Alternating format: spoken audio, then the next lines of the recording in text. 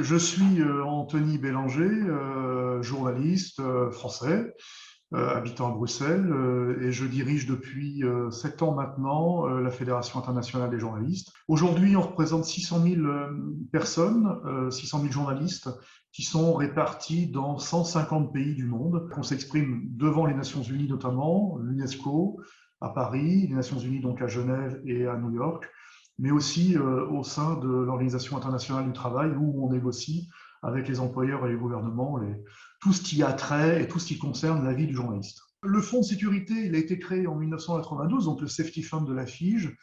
Il a été créé parce qu'on est parti du principe que de plus en plus de confrères et de consoeurs avaient des difficultés sur le terrain et il se trouvait qu'on devait trouver des solutions urgentes et aussi financières pour leur venir en aide. Le fonds de sécurité intervient sur les affaires légales. On est beaucoup intervenu en Turquie notamment, lorsque des confrères et des consoeurs étaient emprisonnés parce qu'ils étaient journalistes. Ils avaient besoin d'avoir des fonds pour payer un avocat simplement. On intervient bien entendu quand des personnes sont blessées. Et là, ça peut être très concret, c'est-à-dire je vais vous donner l'exemple récemment d'un chirurgien en Somalie qui attendait d'avoir l'argent sur son compte en banque ou via un transfert Western Union pour commencer l'opération. Un collègue avait un projectile qui devait faire ressortir évidemment de son abdomen, où on intervient aussi, et ça c'est quand même le plus grave, c'est-à-dire qu'on a besoin d'aider les familles des victimes qui sont concernées quand des journalistes tout simplement sont assassinés.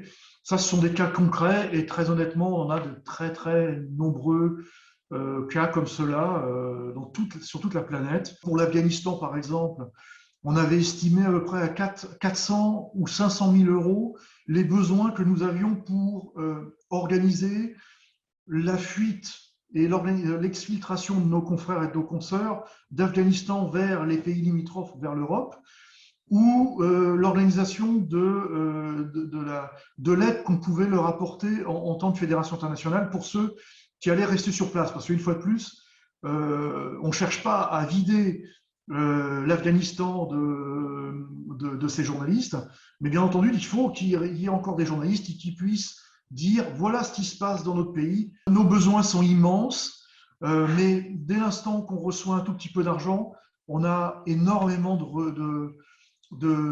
retours, car on sait que même si c'est 200 euros, ça nous permet de faire en sorte que soit les personnes peuvent se manger, se vêtir, se loger, ou tout simplement travailler. C'est pas beaucoup, mais c'est toujours ça. Lorsque vous m'avez appelé pour ce projet de vente aux enchères de cet NFT, moi, dans un premier temps, je ne savais pas ce que c'était, donc j'ai été surpris.